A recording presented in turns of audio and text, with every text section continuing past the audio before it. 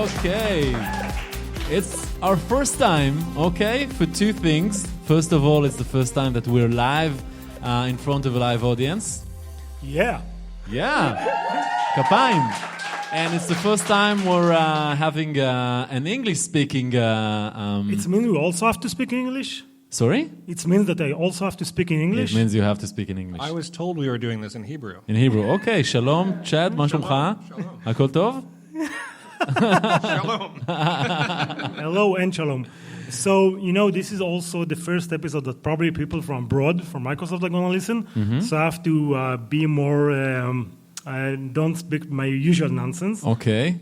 So I won't be able to curse or say anything bad. Earlier, and then we'll move to you, Chad. I had a one-on-one with Chad, and I said something, and Chad said, yeah, you can't say that on the podcast, because that won't fly by. Now you must say what you can't say. No, he can't even say what he was not supposed Okay, to so let's say hello now, and welcome Chad Fowler. Hello, how are you? You can come closer to the microphone. Here I am. So tell us like a short version of your biography for listeners to know who you are. How short? How short? 30 minutes or less. 30 minutes or less of my biography. Okay, this is the rest of the podcast, right? Sure. I was born in Arkansas in the United States, which is one of the worst places in the United States by all measures. Wow, we won't tell Bill Clinton, who was the governor. Right? No, I mean, he would agree, I think. Okay. He doesn't live there anymore. Sure. So I have met Bill, though, because everyone in Arkansas knows each other. And we both play saxophone, so all the saxophonists know each other in Arkansas. Then I moved to England, and I spent some time there as a child, and then I moved back to Arkansas. And when I moved back, that's when I discovered that Arkansas was terrible. So I spent the rest of my life not fitting in, pretty much from then on. I studied music in university. I was a jazz saxophonist. I did classical music composition as well. I played in R&B bands on Beale Street in Memphis, Tennessee. Am I close enough to the mic? Yeah. And I got really interested in video games. So I played Doom. I have this Doom tattoo on my arm. You can't see because it's God mode of Doom, It's right? the God mode of Doom, yes. It's not Duke Nukem either. Yeah. Which some You're people... speaking gibberish, guys. I don't know nothing about what you're talking about, but should we carry on. spend some time on it? You never played Doom? Never. Really? Yeah. So, Chad, what's Doom? Doom is a 3D first-person shooter game that came out in 1992 by id Software from Plano, Texas. Oh. And you're a geek. How come you didn't play Doom? I didn't play Doom. It was boring for me to shoot people. You played D&D, but you didn't play Doom? Don't tell this all this You're that kind of stuff. nerd. Okay. Yeah, this kind of nerd. Okay, but music and Doom isn't the reason why you're here and No, how it is. you got It is. into It tech? is actually. Yeah. Oh. So I got into Doom and I loved it so much that I had to figure out how it worked. So I would go play my gigs at night, and then I would go home from the gig, and I would spend all night until morning on Gopher on the internet, which was one of the early ways that you access the internet. Most of you are too young to know what that is, but it was a text-based browsing thing, and I just like randomly searched things and tried to figure out how programming worked so that I could understand Doom.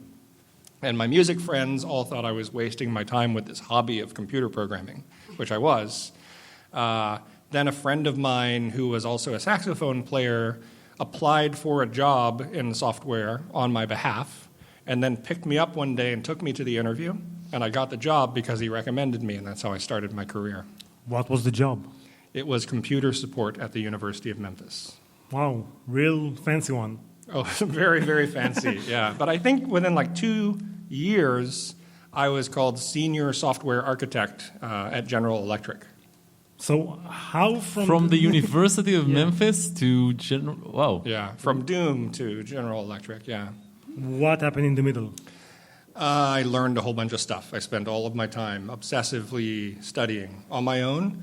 I never got a degree, and I never planned to, because you don't need a degree when you're doing music. It's useless, unless you want to teach, but only losers teach music, right? So, sorry to my friends who are not listening to this, who are teaching music right now. We are huge at the music teacher community. Especially the in English-speaking Yeah. in Memphis and Arkansas. They don't even know what Israel is in Arkansas. So, what was I talking about? Your career. Oh, how did I get there? Yeah.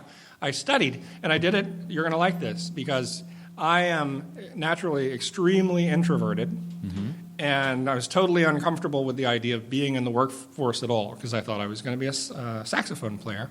So the only way I could do it was to treat my job like a role-playing game. So I thought of, you know how you have like different skill trees in a role-playing game. You know, for modern day, it would be like World of Warcraft. You have skill trees, or maybe that's not even modern. That's 13 years old now, but you get the idea? Yeah. So I thought of all the skill trees, and then literally at work, I was role-playing so that I could make it through the awkward moments of being an introvert, having to deal with other humans, and convince them. And it played that really, really good for you because you sold the company to Microsoft. I did. Yeah, well, I didn't, but we did. Yeah. We did. Yeah, that's true. That was Wunderlist. Yes. So you sold it for. But Wunderlist was a German company. So how from GE you moved to Germany? What's happened in the middle? Oh, lots. Too much. But at GE, I lived in India. I set up a software development center there. You lived in India? I lived in Bangalore. Do you speak Hindu? I speak Hindi, yes. Hindi. Yeah, I do. And Why? now, because so there's a joke that people tell, and it says, "What do you call someone who speaks multiple languages?" The answer is multilingual. How about 2 languages? Bilingual. Bilingual. How about 1? American. Yeah, I didn't want to be that person. So I worked with a bunch of Indian people. I was telling one of them that I was really jealous about how many languages he spoke, said I need to move somewhere, and he said, why don't you just learn a language here? And we were in a room full of Indian people and me. So I started studying Hindi for that reason. And how well did you master the language? Quite well. Yeah. Really? Yeah. You know that yesterday he went outside and he saw the Indian restaurant outside, and he was able to read the signs. So finally I understand that they actually write something and it's not just gibberish. Yeah, that drawings. one says Aapka Swagat hai, which means welcome. Ah, Welcome okay. to you. Yeah. Cool. So you worked at India, and then what? I came back to the United States, and I was asked by my friend in the publishing industry to write a book about the experience there, and it was called My Job Went to India, and all I got was this lousy book. It was, yeah, so you laugh. Great title. No, it was a terrible title. It was funny. We liked it, but, but no one nobody else bought liked it. the book. They bought it, but it was it was supposed to be a positive book, and it ended up really kind of feeling negative. So we rebranded it 4 years later, and I wrote another edition. It's called The Passionate Programmer, Creating a Remarkable Career in Software Development. So you wrote a few books, and you wrote a chapter on Tim Ferriss' book, Yes. right? Yeah, The 4-Hour Body. He's huge, okay, Tim Ferriss. Who's Tim Ferriss? Tim Ferriss has a very popular podcast. He's okay. actually small, but yeah. I mean, short. Short. Well, Sorry, Tim. Yeah, okay. And he had a book which was a major hit, which was called, I'm not sure if I'm correct, 4 hours of work each week or something like that. The 4-Hour Work Week, yeah. Yeah, and that was a massive, massive success. And Okay, so you had your publishing career. How? I know you work for Living Social. Yes. What's Living Social? Living Social does not exist anymore. It was purchased by Groupon. Do you know Groupon here? Yeah. Yeah. Okay. So it was a competitor to Groupon. It was better than Groupon, but we just didn't succeed. How do you can be better than Groupon? They gave 50% off. The only thing that you can be better than Groupon is not to be embarrassed to show your coupon on the restaurant. That was part of it, yeah. Oh, really? Yeah, I mean, it was really about experiences, and I think the whole model still is a great idea, and it was just, there was a gold rush, and it didn't work out. But the idea was to create pay-as-you-go, completely transparent advertising model to local merchants and local experiences to get people out of their houses into local communities. And, it was good. And that was before Wunderlist? Yes, yeah. So I got there because Living Social purchased our consulting company as a talent acquisition. And I spent 2 years. We went from 10 engineers to 300-something engineers. I was VP of engineering, and then I became SVP of technology, which was essentially CTO, but we also had co-founder CTO. I started doing the management role for him. got tired of not programming anymore, wanted to move to Berlin when I saw a recruiting email, and that's how I ended up at Wunderlist. Did you get some money out of the exit of Living Social? No. Wow. So how many years you spent there? 2. Not too bad. No, I mean, I had a salary. I learned a lot, too. It Yeah. was good. It was a good experience. Okay, and who brought you into Wunderlist? It was the founders. The founders? Yeah, What they were specifically looking? Christian Why do someone takes a guy from the U.S. to relocate to Germany and work in a startup from Berlin? Like, what's the rationale under that? Why did the Berliners take me? Yeah, I don't know why you went, but why That's funny because the team there always asked me after I got there, why did you come here? So they were using Ruby. This is the funny thing. They were using Ruby, and I left out the part of my career, which is probably some would say is the most significant thing, where I was very early in the Ruby community. I created Ruby Gems with some friends, the package manager, organized What RubyCon. is Ruby Gems for the listeners who don't know? So Ruby Gems is like NPM for Ruby, which is the node thing. I'm going to tell you what that is. Don't worry. Yeah, it is a NPM. package manager so that you can install libraries that other people have created for you. Okay. All Ruby programmers use it. In fact, if you have a Mac, it's already on your Mac. Yes. You don't have a Mac. I don't tell the audience. Oh. Nobody knows what I'm using. Yeah, so I spent a lot of time in the Ruby community. I co-founded the International Ruby Conference and the Rails Conference. I did a lot of stuff there. Anyway, I was an expert in Ruby. They were using Ruby. They were also having trouble with their back end. So they brought me in to be a Ruby programmer, CTO. And the first thing I did was remove all the Ruby and start over. Because it's bad or because it's a bad choice for what they did? Neither. I just wanted to do something different. Oh, okay. And how big was the team when you joined? 20. 20. 20. And how was the experience there working? I bet they spoke German to each other. No, they didn't, because I think Only behind your back? 1/3 of the people were German. Oh, So, the rest were expats? yeah, from all over the place. Oh, cool. So what happened? Actually, it kind of sucked because I didn't get to learn German because we never spoke it at work, and I was always at work. So we can start by teaching you Hebrew. That can be... You can try, something, yes. Yeah. But what was the experience there like to grow the company from how many users were they when you joined? 1 million or something like that? And to 30 million? Something like that. I can't remember numbers. So it was a That's problem. to-do list app, Yeah. okay? And eventually you were sold to Microsoft for about $200 million US dollars, which is... According to the press. According to the press, right? Completely Yeah. unconfirmed. Completely unconfirmed with nice exit, but then Microsoft killed you. No. No. but No? Before that, how did you manage to sell that to Microsoft? How did we manage? An Israeli man contacted us, actually, Iran Megiddo. Okay. He was the GM of OneNote, which is also a Microsoft tool that's very popular. And he was looking to fill this category of application for the company. He thought there would be a lot of interesting opportunities to integrate. There was this sort of push to own more of the home screen on the phones. And we had one of the stickiest, most loved applications in the world at the time. So he came to us, we talked to him, we loved each other. It was like we needed to get married immediately, from a business perspective, obviously. And, Not that there's anything wrong with it. Yeah. no, clearly not.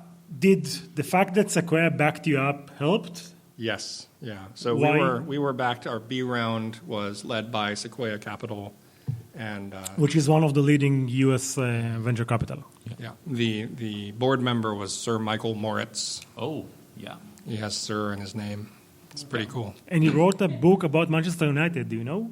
About what? About Manchester United. Oh yeah, I And did. al- I knew that, but I don't care about. And sports. also he started his career as a car journalist and tech journalist before That he only became... you know. Yeah, of course. He wrote an Apple book or something like that. Okay, so he was on your board, and then what he did? What did he do? Well, you don't have to do anything anymore when you're Michael Moritz. You just exist, and there's a halo around you. He's a Do knight. you see the halo when you see him? Yeah, you do. Yeah, it's really intimidating. Really? It is. Yeah. So, but how did it help? Like, okay, so Microsoft knew that you have Sequoia on your board. So what? Everyone knows Sequoia. So, it really does matter when you raise from reputable sources like this. It's sort of like you're pre-vetted by experts, by oracles of the industry. Who are your mom and dad? You were born to a very powerful and rich mom and dad. Yeah, like pedigree, right? Yeah, exactly. In a sense, it's better because it's more like your mom and dad chose you, Ah. You're adopted. Adopted, yeah. But like you're adopted with criteria, like very strict criteria and due diligence. When I'll adopt, I'll have criteria. Yeah. I don't want to pick a random baby. That's a startup. Yeah. Okay. Now, what are you doing today in Israel? Today in Israel, I'm trying to stay awake mostly because I only slept 3 hours. But no, really what I'm spending my time doing is trying to connect with the startup scene here. So because before that, I'm going to tell a little secret. Yeah. After he's done his job in Wunderlist, he resigned from Microsoft. Chad resigned or wanted to resign. I started to resign, it's a process in Microsoft. Yeah. And then what happened?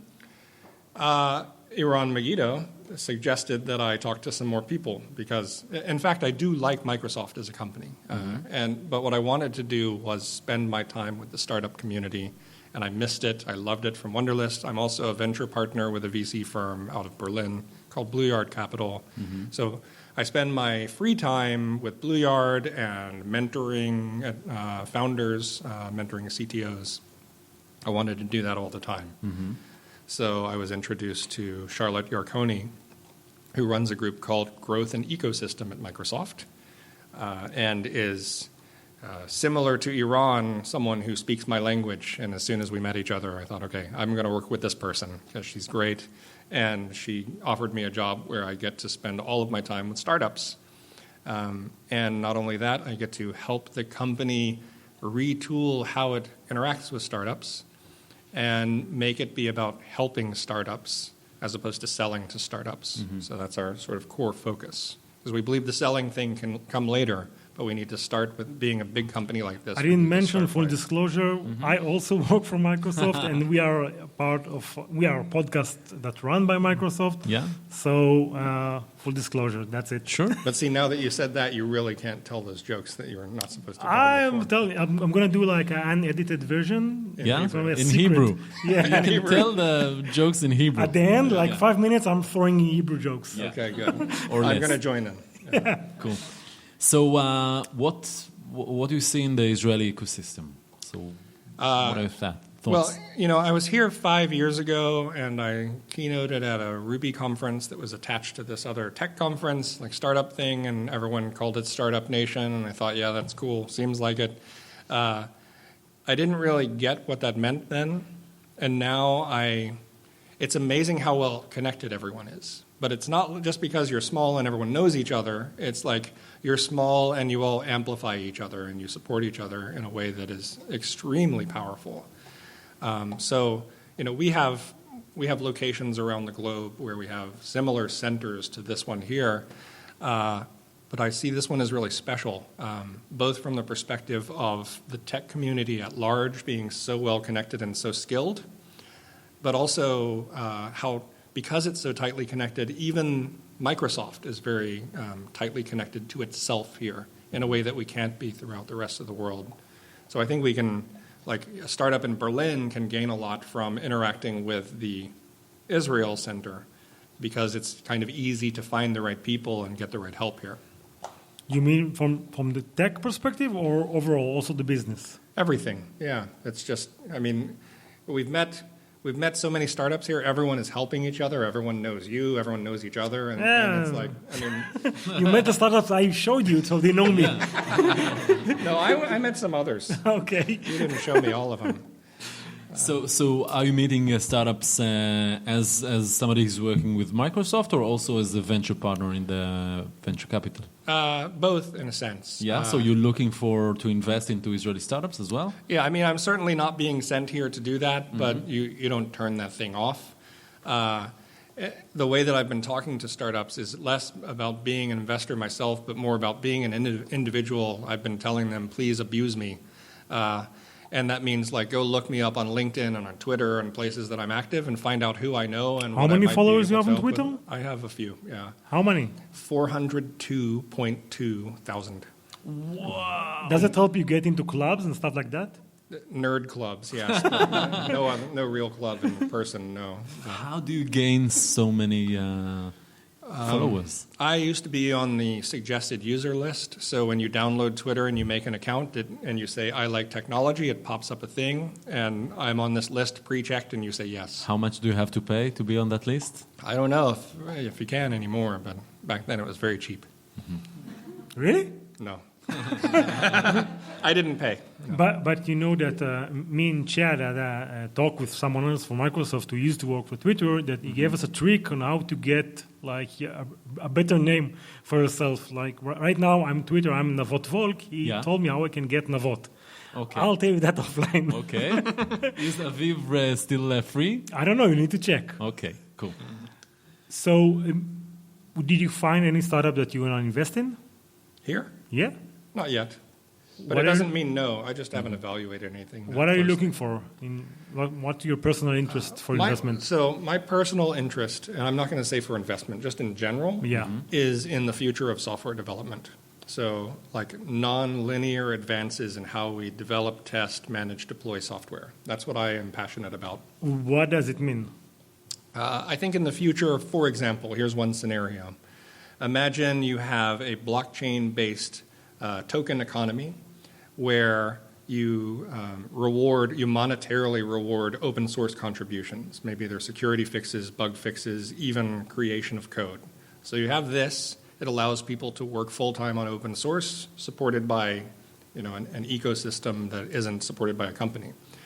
Add to it advances in machine learning, democratization of machine learning, the big code phenomenon of GitHub and others having these masses of code that were never historically available. And you will have, I believe, a race to create the most intelligent bots that can write code. Put it on that ecosystem, and they'll be racing for money. So this is a very different situation. Guys, anyone in the crowd have a startup that can answer that request? Or have a startup and want to pivot into this everyone's cool ICOing now anyway. I'm going to do something Bitcoin AI in the cloud. But it's going to be real time and near real time. Yeah, in IoT and on autonomous cars. And autonomous cars. It's going to drive autonomous cars. Yeah, the bot is going to drive it. So, and you're here for how long? I have no idea. Okay. You mean in Israel? In Israel, not in Microsoft. In the world on Earth. 4 days, 5 days. On Earth, I'll be here for a very short period of time. I can guarantee that. Relatively very short. Yeah. So you're here for a week? Almost, yeah. And who do you meet beside the meeting that we are setting you up with Microsoft people and our startups? Mostly I'm going to be meeting our people this time. Next time I'll be meeting more. More startups? I hope so, yeah. I want to become the person who speaks to more startups than anyone else at the company. And how often you want to be in Israel? As often as I can be. I think I'm only allowed 6 months out of the year, according to you. So, maybe I can spend that much time. Yeah, because he asked me about moving to Israel. Yeah. Oh. I can't move here, though. Why not? I don't know. You told him? He's not Jewish. So what? There are new opportunities now. Really? I didn't know that. Yeah. Okay, wow. so you can move. Yeah. It's a good thing this is in English. Thank you, Nahot. Yeah. Give him a passport, Nahot, please. Aviv, I'm trying to make sure he's not moving. Okay. Don't ruin it. I would like to say I was expecting this to be more awkward than it is. So, you got to up your game. Okay. You're the straight guy, and he is the one that makes it awkward, guy, right? Yeah. No. Yeah. And beside that, where have you been in that trip, or it's not only the trip to Israel? You've been to other places. I was in London before this, and so what Berlin the difference before that. So what the big differences between the Israeli ecosystem, the London one, and the Berlin one? Oh, it's so impossible to compare them. They're very different. Like Berlin is definitely earlier and frothier, as we like to say in the VC world. There's a lot more noise there, but there's also some maybe crazier ideas. There's a huge central crypto thing going there, like Ethereum core developers and people like that are in Berlin. Mm-hmm. London, it's sort of just cliche to say fintech, but there's a lot of that. There's medical stuff. much more mature ecosystem in general, I would say, probably than either place, not in terms of tech, but just in terms of the overall ecosystem. And Israel is just hardcore tech. Just geeks. No, hardcore, like, military people that happen to know tech. I was talking about gun laws in the U.S. today with a couple of people, and they were like, yeah, we know about that, obviously, because I was telling them about rifles. Like, everyone knows that about it. So what were you talking about? Oh, I've been taking up shooting at home because I moved to Arkansas, so I wanted to act like So someone. everybody needs to shoot there. Yeah, exactly. Yeah. I wear camouflage, and I honestly do. Really? Yeah, why not? I don't know. I wouldn't do it. It's a pastime there, you know? It is. Well, you have to fit in, because I don't fit in Arkansas, so I wear camouflage. I have a camouflage hat and a camouflage jacket and a rifle and a boat. I go fishing. What do you shoot at? Like, milk bottles. Nothing. Not ducks or... No. Oh, No, I wouldn't do that. okay. I'm not Arkansan, really. But, Yeah, but it's like people around the block will think you're not the real thing if you're shooting on Well, they milk can't bottles. see me shooting, they just see the rifle. So And we can hear. when did you move out of Wunderlist? When did you leave the team? Oh, just recently. Well, sort of. Okay, so I lived in Berlin, for 4.5 years or whatever. I was CTO of Wunderlist. After we were acquired, I became the general manager of it, which is basically like the CEO. And then I had to move with my family back to the States for family reasons, personal reasons, so we had to replace me. So naturally, I got a promotion then, and I became CTO of the division that I was in. And then, I guess beginning of this year, I moved from that role to this new one. So does it itch to get back to the startup scene? To start your own business? Yeah, totally. I mean, that's why I was kind of ready to leave. But I don't need to start my own business. I just need to be with the startups, and I need to be helping them. In fact, I didn't start Wunderlist. I was there early enough to where there was a lot of work to do, but I really went there to help them, and that's what I love to do. And we talked about the fact that you have hundreds of thousands of followers. So you're actually a rock star of geeks?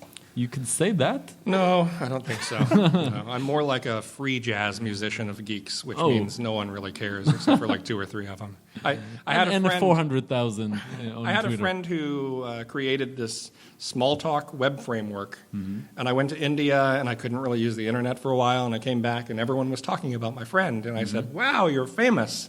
And he said, "I'm as famous as the mayor of Bowling Green, Kentucky." So that's the way I like to think about it. So we're approaching the end of the episode, and I think that we need to use the crowd now, okay? If any of you guys have any question, because it's the first time that we're having a live audience. Yeah, I'm really excited. It doesn't show, but I'm... No, it shows. It's like a live show, your first live show. Yes. So, how are you planning to... come over so we can hear your question. Yonitzel Ducho? Hi. How are you planning to help startups? How am I planning, or how are we? So, there's 2 answers to that, actually. There's the me and the we. And like I was saying earlier, for me, I want the startups to abuse me. I use that word every time because I want them to think in ways that I will allow. So look me up, find out what I might possibly do, who I could introduce them to, what advice I might give them based on what I know, and whether it has anything to do with Microsoft, I don't care. I will try to do it. On the we aspect, we have, you can see a bunch of announcements on how we've changed our programs. We are realizing that we can really help B2B startups, slightly later stage startups than we used to as Microsoft. We can help them get into enterprises, government, medical, et cetera. So there's that sort of selling motion. We're really, really good at enterprise sales at Microsoft, so we want to help startups do that. But in the whole process, we also will teach you about pricing and putting together sales models and teams, that sort of stuff. I wish I 30 minutes. I wish I could stay, but I can't sit for more than 30 minutes. Yeah, that's why we're 30 minutes or less. Yes. All right. So I think It was a great opportunity for us to have a chance to talk to you, Chad Fowler. It was certainly a great opportunity for me. Yeah, and we're looking Thank forward you. to your next visit here in Israel. And thanks very much to the wonderful audience. Give yourself a hand. And, One more to the wonderful Hila Bar, our producer. yeah. And to you, Chad Fowler, and Navot, thank you very much. Thank you, Aviv. And next time in Hebrew without an audience. Yeah. Okay.